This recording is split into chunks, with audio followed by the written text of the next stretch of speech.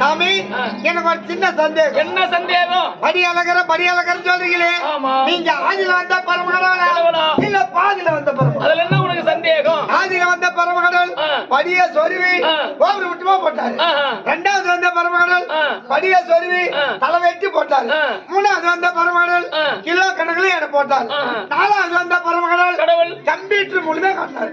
அஞ்சாவது வந்த பரமகடவுள் நீங்க அள்ளிதான் தருவீங்களா இல்ல குத்து குத்தா தருவீங்களா? அதெல்லாம் எந்த சிவ பரவாயில்லையே.